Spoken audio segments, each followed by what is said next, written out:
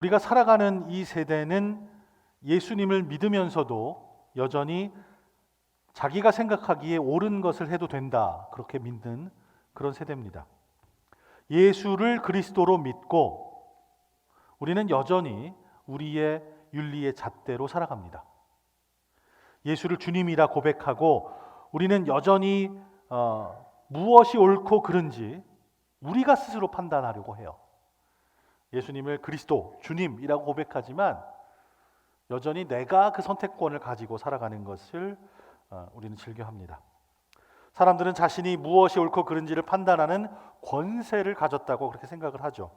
그러니 나에게 무엇이 옳은지 그른지 말하지 마세요, 이렇게 삶의 자세를 가지고 있는 분들이 계십니다. 그건 내가 알아서 할 테니까 나한테 그런 얘기는 하지 마세요 하는 분들이 있습니다. 그런 자세로 살아가죠.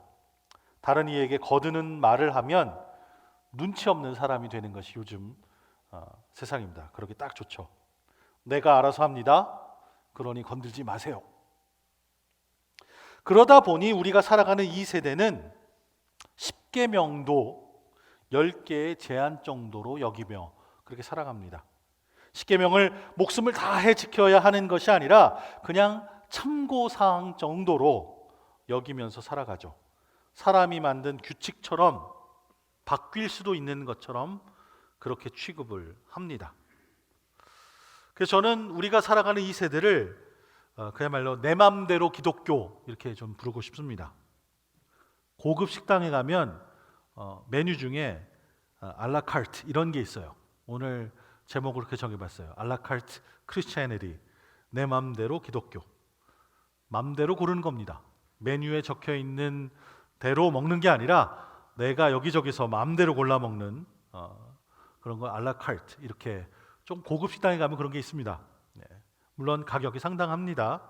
메뉴에 있는 모든 것들 중에 이것저것 자기 자신이 먹고 싶은 것대로 예산에 맞춰서 이리저리 조합해서 주문을 합니다.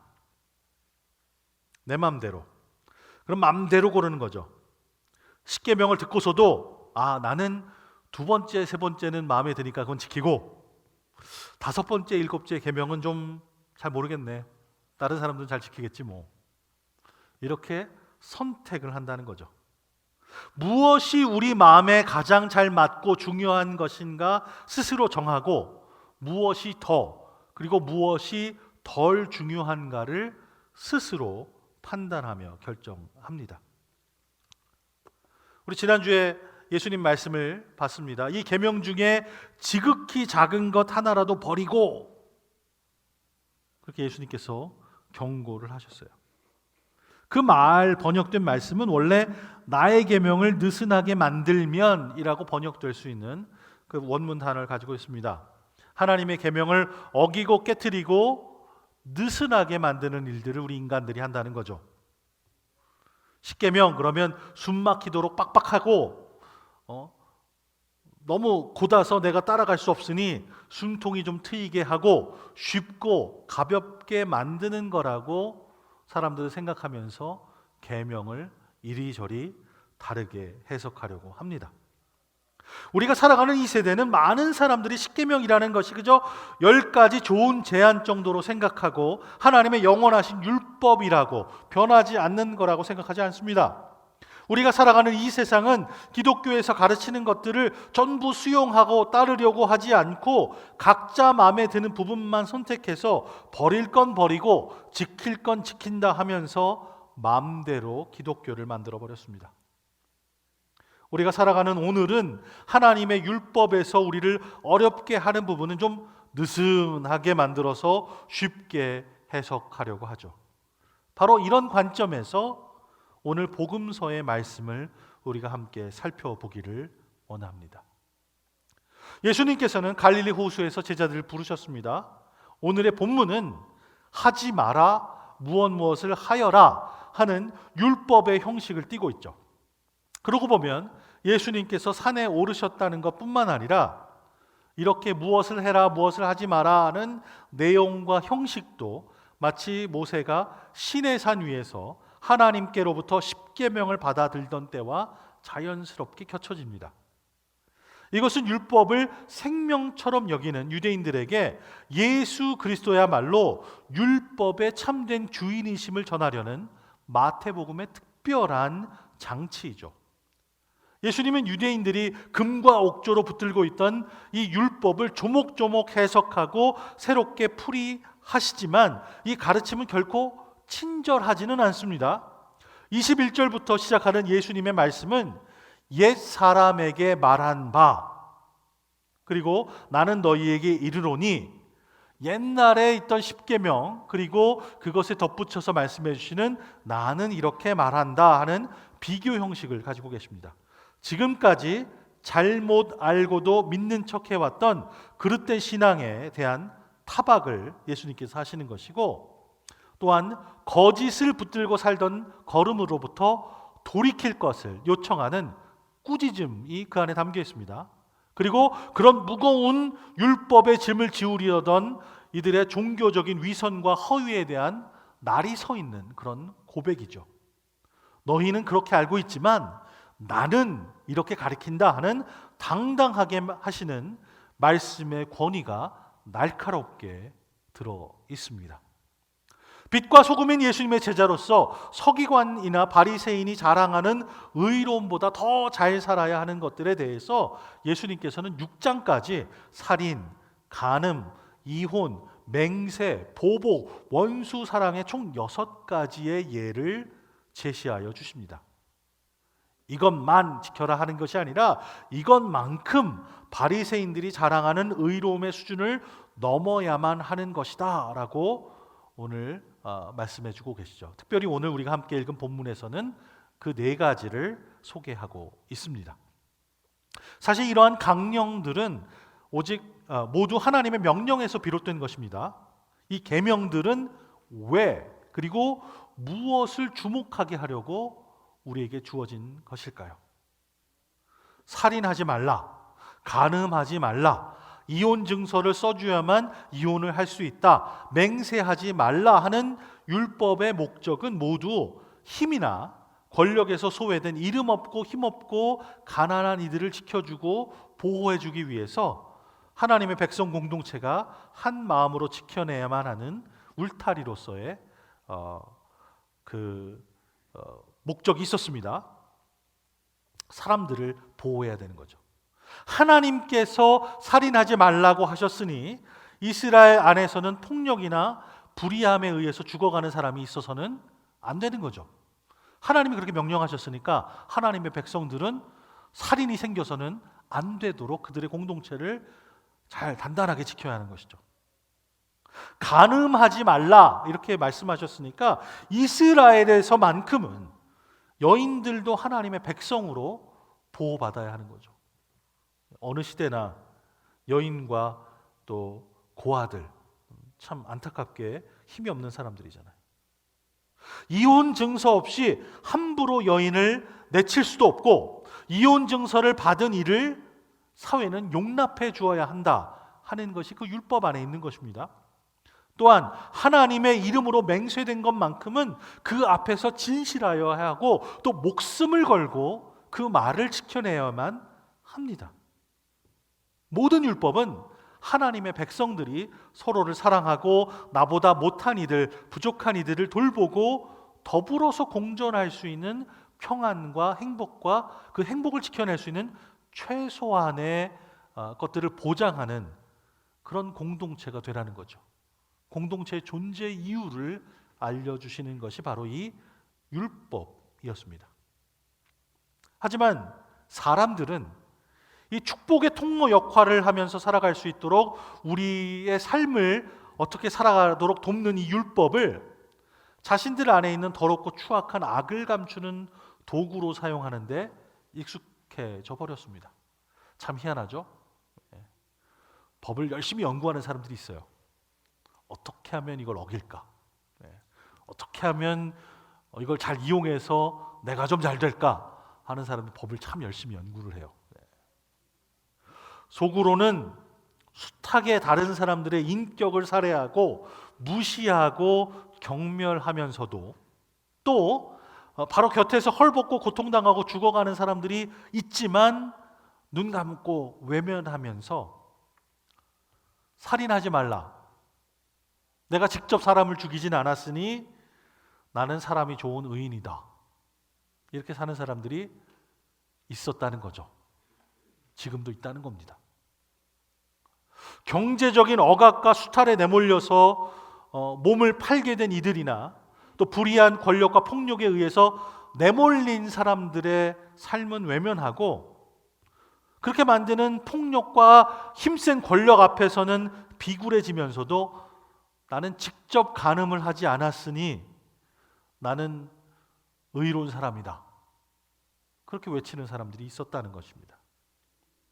인간의 눈으로는 그 마음을 읽을 수 없기 때문에 상대방이 알 수 없으니 하나님의 이름을 두고 맹세함으로 자신의 이익을 취하거나 면죄부를 받을 수도 있었습니다. 사람들은 이렇게 율법에 있는 형식과 율법이 말하고 있는 그 글자들 뒤에 숨어들기 시작했습니다. 율법을 통해서 면죄부를 받은 이들은 더 대담하고 더 뻔뻔해집니다. 문자 그대로는 다 지켰으니 나는 의로운 사람이다. 당당하죠. 서기관들과 바리새인들의 의로움이란 이처럼 마음의 중심을 보시는 하나님이 아니라 겉모습만을 보고 현혹되고 많은 사람들로부터 얻어낸 인정이었습니다. 그래서 예수님은 그들 안에 감추어 두었던 이 어둡고 왜곡된 모습을 들춰내시면서 그들을 창피하게 만드시는 거죠. 우리 안에도 이런 모습은 얼마든지 발견됩니다. 우리 사람들은 중심을 볼 수 없죠. 그런 우리를 막 뚫어지게 쳐다봐도 우리의 마음에 뭐가 있는지 잘 모르니까 중심을 볼 수 없는 사람들로부터 얻어낸 의로움으로 가지고 우리가 우쭐댈 때가 있습니다. 나는 거룩한 사람이야. 나는 선한 사람이야. 나는 남들보다 착해. 때로는 사람이 그렇게 가지고 있는 의로움을 얻고 싶어서 부러워하는 사람들도 있습니다. 주일 아침에는 다들 잘 차려입고 오시죠. 주일날 교회 갈 때는 썬데이 베스트, 제일 좋은 옷을 입잖아요, 그죠? 근데 이것이 하나님을 향한 예의여야 하는데 하나님을 예배하러 가는 것, 그래 하나님 앞에 갈 때는 내가 그래도 잘 갖춰 입어야지. 목욕도 하고 향내 나는 것도 바르고 향수 좀 뿌리고. 근데 그런 마음이 아니라 다른 사람들의 시선이 더 부담스러운 때도 있어요. 오늘 가면 누가 뭐라 그럴지 몰라. 그러니까 더 잘 입어야 돼.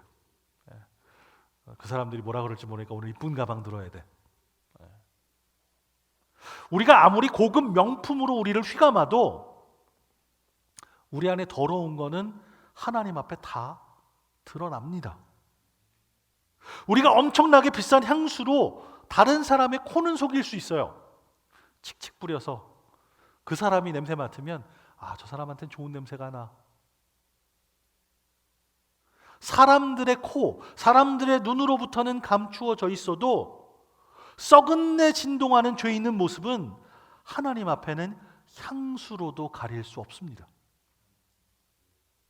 이처럼 눈에 보이는 것에 기대어서 하나님의 의로움 앞에서 도망치고 숨어드는 우리들 모두에게 예수님이 말씀하십니다. 나는 너희에게 이르노니 천둥처럼 우리의 존재를 흔들며 우리에게 들려지는 엄중한 말씀입니다. 이 예수님의 말씀이 떨어진 이후로 이제는 형제를 비난하고 핍박하고 증오하고 미워하는 것이야말로 인격을 부정하고 죽이는 살인죄이고, 음욕을 품는다는 것이 그 상대방을 소유와 쾌락의 대상으로 삼는 간음이고, 내 일을 알 수도 없고 한 걸음조차 감당할 능력조차 없는 우리가 맹세를 한다는 것은 사람을 속이고 하나님을 속이는 죄라는 사실을 더 이상 감출 수가 없게 된 것입니다. 이제는 내가 직접 살인하지 않았다고, 직접 간음하지 않았다고, 내가 남을 속이지 않았다고 변명할 수가 없는 거죠. 아마도 이 예수님의 말씀을 들으면서 서기관과 바리새인들은 얼굴이 아주 빨갛게 달아올랐을 것입니다. 반면에 이 예수님의 율법은 율법이 있음에도 권위자들로부터, 권력자들로부터 보호받지 못하고 오히려 내쳐졌던 가난하고 이름 없고 힘없는 이들에게는 하나님이 나의 억울함을 보고 계신다 하는 위로가 되었을 것입니다. 여러분 혹시 가나안 교인이란 말 들어보셨어요? 가나안 교인? 가나안 교인. 예, 그죠? 예. 가나안 이걸 뒤집으면 안 나가 이렇게 돼. 예. 크리스천은 크리스천인데 그리스도인인데 교회에 출석하지 않는 그리스도인들을 말합니다. 희한하죠? 네. 나는 그리스도인입니다. 난 하나님을 예배하는 사람입니다. 근데 교회에 안 나가요. 그래서 우리는 가나안 교인 이렇게 불러요. 네. 구약 시대 이스라엘 백성들이 애굽 땅에서 벗어나서 약속 있는 땅 가나안을 찾아서 막 헤매고 다니듯이 새로운 교회를 찾아서 뭔가 올바른 교회를 찾아서 하나님의 뜻을 온전히 따르는 교회를 찾아다니는 사람을 그렇게 부릅니다. 또 이렇게 교회를 찾아서 여기저기 다니는 것을 교회 쇼핑한다 이렇게 부르죠. 자신의 소비 욕구를 채우는 방식으로 교회를 선택하는 사람들을 일컫는 말입니다. 이게 두 개가 다 섞여 있어요. 나에게는, 내 가족에게는 이러이러한 것들이 필요하고 내가 신앙생활 지금 할 때는 난 이런 거 필요한데 이 교회는 나의 그 필요를 충족시켜 주는가, 이런 거에 관심이 있는 거죠. 교회를 선택하는 기준이 나의 필요에 있고 교회는 그것을 제공해 주는 서비스업이 되어버렸습니다. 가끔 이제 설문조사에 제 직업을 이렇게 쓰는 난이 있어요. 가끔 쓸 때면 쓰는 건 그래도 괜찮아요. 뭐 클러지, 패스터, 목사 이렇게 쓰면 되니까요. 근데 그 중에서 선택해야 되는 게 있어요. 당신은 어느 직종에 속해 있습니까? 그러면 뭘 파는 건 아닌데 서비스업인가? 이렇게 고민을 하게 될 때가 있어요. 근데 요즘에 교회의 이 다이내믹을 보고 교인들이 원하는 모습을 보고 교회가 취급되는 모습을 보면 분명히 저는 서비스업을 하고 있습니다. 이런 문화 속에서 사실 올바로 믿음 생활을 하는 사람보다 뭔가 좀 기형적으로 자라난 이상한 교인들이 많죠. 그래서 어떤 분이 이걸 다 모아서 정리를 하셨어요. 기형적인 교인이 한 4종류가 된답니다. 첫 번째는 안개 교인입니다. 안개 교인. 교회는 출석, 예배만 나가고 그 이외의 활동에는 전혀 참여하지 않는 그런 교인들을 안개 교인이라고 부른대요. 이 안개 교회 교인 대부분은 대형 교회에 출석을 합니다.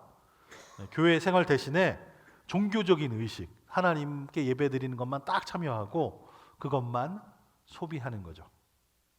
두 번째는 가면 교인입니다. 가면 교인. 특정 교회에 소속되어 있는 교인이지만 출석하는 교회는 여러 군데가 있는 교인이래요. 여기도 가고 저기도 가고 많이 가면 다 좋겠다 싶어서 다니시는 것 같아요. 또 인터넷을 통해서, TV를 통해서 전 세계 유명한 목사님들 설교는 다 듣습니다. 신앙의 욕구를 그렇게 채우는 교인을 얘기한다죠. 이들은 넓은 관계를 만들어 가지만 결국 깊은 관계는 만들지 못하고 그런 관계 안에서 형식으로만 묶여 있는 경우가 있습니다. 세 번째는 쇼핑몰 교인. 자신들이 원하는 모든 것이 갖춰진 교회에서 너무 큰 헌신을 요구받지 않으면서도 원하는 각종 프로그램을 다 누리는 그런 교인을 말한답니다. 이런 사람들은 주차가 편한 백화점에서 물건 사고 백화점이 제공하는 문화 프로그램에 참여하는 것처럼 교회를 그렇게 참여한다는 거죠. 네 번째로는 노마드 교인. 노마드는 유목민을 얘기하죠. 이 앞에 세 가지 패턴과 그 동기와 내용이 조금 다른 교인입니다. 한 교회에 등록해서 정착하지는 않고 자신들의 신앙적인 또 문화적인 욕구를 함께 들어주는 공동체, 그것과 코드가 잘 맞는 리더, 이런 것을 찾아서 여기로 저기로 그때마다 옮겨 다니는 교인을 부르는 말입니다. 다 들으시면서 그런 사람이 있었어? 이렇게 하시죠? 나랑은 전혀 상관없는, 그죠? 네. 근데 마음 한켠에는 나도 그런 걸 바라나 모르겠다, 이런 생각도 드실 겁니다. 나의 필요, 내 마음에 맞는 것, 나한테 필요한 것, 내가 선택하는 것, 이런 것들 하는 사람에게 하나님이 주시는 율법이 다 무슨 소용이 있겠습니까? 이거 꼭 지켜야 합니다, 이거 안 지키면 죽습니다 하는 당위성은 너무나 무거운 바람이죠. 입맛에 맞게 골라서 내가 원하는 것들을 이것저것 모으는 안락할 때, 그것들을 지키는 게 현명한 것처럼 보이는 오늘날 같은 시대에 이 엄중한 계명을 요구하는 말씀은 과연 어떻게 들릴까요? 과연 우리가 서기관이나 바리새인들의 의로움을, 그 수준을 넘어서 율법의 온전함을 완벽하게 이룰 수 있을까요? 이런 질문조차 하는 게 참 아찔합니다. 당장의 이익을 얻거나 위기를 피하기 위해서라면 하나님이라도 팔고 보는 이 연약함을 가진 우리가 어떻게 자유할 수 있겠습니까? 사람들의 눈길로부터 인정을 받기 위해서 이것저것 하는 우리인데, 눈에 보이는 것이 아니라 우리의 깊은 심중까지도 살피시는 하나님으로부터 인정을 받을 수 있는 사람은 과연 누구겠습니까? 아무도 없죠. 하나님의 말씀은 우리 모두를 하나님의 의로움을 얻고 하나님의 나라와 하나님의 복을 누릴 자격이 없음을 고백하는 자리로 내몰아갑니다. 하나님, 우린 그 정도 안 됩니다. 우린 무능합니다. 우린 무익한 죄인입니다. 우리 모두 다 탈락자들입니다. 과연 우리 중 어느 누구가 하나님의 법도를 완벽히, 완전히 다 지켜낼 수 있단 말입니까?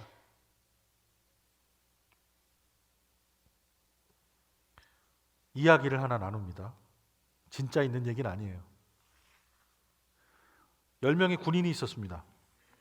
이 군인은 지난 3년 동안 아주 험난한 전쟁에 참여했습니다. 아주 참혹한 전쟁을 3년 동안 매일매일 견뎌내다가 어느 날 이 10명의 군인이 모두 한날 한시에 전사하고 말았습니다. 함께 천국문에 이르렀죠. 천국문을 지키고 있던 베드로 사도가 나옵니다. 그리고 이렇게 얘기합니다. 여러분들을 만나게 돼서 참 기쁩니다. 여러분들은 전혀 기대하지 못했지만 저는 여러분들이 오늘 이곳에 오는 것을 계속해서 기다리고 있었습니다. 이제 천국에 들어가기 전에 자격 시험을 보게 될 텐데, 자, 책상에 앉아서 시험 치를 준비를 하시기 바랍니다. 덩치 큰 군인들이 책상에, 쬐끄만 책상에 앉습니다. 베드로가 종이도 나눠주고 연필도 나눠줍니다. 그러면서 얘기합니다. 자, 종이에다가 1번부터 10번까지 번호를 잘 적으시기 바랍니다. 몸집 큰 군인들이 순한 양처럼 책상에 가만히 앉아서 종이에 사각사각 번호를 적어 나가기 시작합니다. 베드로 사도가 1번부터 묻습니다. 자, 이제부터 제가 묻는 질문에 yes, no 이렇게 답을 적으면 되겠습니다. 1번 문제. 당신은 하나님 외에 다른 신을 모시고 살았습니까? 군인들은 어리둥절한 상태로 서로를 바라봅니다. 뭐라고 적는 게 맞는 건지 서로 눈으로 묻고 대답을 합니다. 하지만 베드로 사도 앞에서 결코 거짓말은 할 수 없죠. 2번 문제, 당신을 위한 우상을 만든 적이 있습니까? 3번 문제, 하나님의 이름을 망령되게 부른 적이 있습니까? 질문이 계속되어 갈수록 고개가 점점 떨궈집니다. 4번 문제, 안식일을 기억하고 거룩하게 지켰습니까? 이제는 아무도 아무 소리도 못 냅니다. 5번 문제, 당신은 당신의 부모를 공경했습니까? 조용히 침묵만이 흐릅니다. 6번 문제, 살인을 저지른 적이 있습니까? 지난 3년 동안 처절한 전투 속에서 먼저 방아쇠를 당기지 않았다면 내가 죽었을 상황을 여러 번 맞이했습니다. 나는 얼마나 많은 사람을 죽였을까? 여러 가지 생각이 머리를 스쳐 지나갑니다. 7번, 8번, 9번, 그리고 마지막 10번. 아무리 생각해도 천국 문으로 들어갈 수 없을 것만 같습니다. 그 중에 가장 계급이 높은 군인이 손을 번쩍 듭니다. 모두를 대표해서 용기를 내서 질문을 합니다. 베드로 선생님, 도대체 몇 문제를 맞추고 통과해야 천국에 들어갈 수 있습니까? 다들 묻고 싶었지만 용기가 나지 않았던 질문입니다. 혹시 2개만 맞아도 천국 문에 들어갈 수 있을까요? 도대체 몇 문제를 맞아야 통과될 수 있습니까? 사도 베드로는 흔들리지 않는 눈으로 그를 쳐다보면서 얘기합니다. 다 맞아야만 합니다. 100점을 맞아야만 통과할 수 있습니다. 한숨이 깊어집니다. 다들 절망에 빠졌습니다. 주르르 눈물을 흘리는 이도 있습니다. 연필로 책상을 내리치는 사람도 있었습니다. 근데 그 전까지는 전혀 알아채지 못했는데 그때 예수님께서 책상에서 일어나셔서 그들 앞에 서십니다. 자, 내가 너희들 위해서 대신 시험을 치루었다. 내가 100점을 맞았으니 다 같이 천국에 들어가자. 우리가 하나님 나라에 들어가는 것은 우리가 율법을 토시 하나 틀리지 않아서가 아닙니다. 예수를 그리스도로 믿는 믿음으로 들어가는 거죠. 만약 천국문에서 우리에게 자격시험이 주어진다면, 그 시험을 치룬다면 우리 중 누구도 우리의 점수로 들어갈 수 없습니다. 그거에 yes, no 대답하라고 안 그러고 십계명 쓰라 그래도 못 들어갈 거예요. 우리의 헌신으로, 우리의 봉사로, 우리의 헌금으로도 들어갈 수 없습니다. 오직 예수 그리스도께서 십자가에서 죽으시고 부활하심으로만 가능합니다.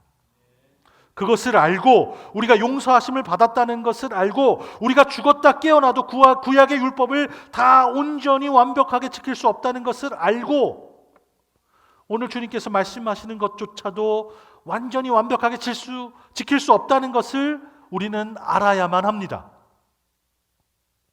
하지만 그렇다고 해서 나는 지키지 못하니까 내가 원하는 것들만 고르는 마음대로 그리스도인들이 되어서는 안 됩니다. 우리가 온전히 지킬 수 없다고 해서 10계명이 10가지 좋은 제안이 되진 않습니다. 그건 변하지 않아요. 계명을 느슨하게 해석해서도 안 되는 것이죠. 대신에 예수 그리스도의 은혜와 사랑을 힘입어서 거룩한 삶을 살려고 노력해야 합니다. 의를 이루기 위해서 배고파하고 목말라 해야 합니다. 넉넉하게 용서해 주시는 하나님의 사랑이 우리 안에 있으니 서로를 있는 모습 그대로 용납해 주고 죽기까지 우리를 위해서 낮아지신 그리스도의 사랑이 우리 안에 살아 계시니 서로 용서하고 서로를 기다려 주어야 합니다. 내 안에 살아계신 하나님의 은혜와 사랑을 가지고 예수님을 닮아 살아가면 거룩함이 우리 삶 가운데 이루어집니다. 우리가 할 수 있는 것이라고는 예수 그리스도를 통하여 하나님의 의로운 사람이라고 불리움 받았다는 것, 하나님의 자녀로 받아주고 용납해 주셨다는 사실을 믿는 것뿐입니다. 우리 스스로는 자녀가 되는 자격을 만들 수가 없어요. 구원으로 가는 그 티켓을 우리가 살 수도 없어요. 우리를 그렇게 해주신 그 은혜에 감사하고 그 사실을 믿는 것뿐입니다.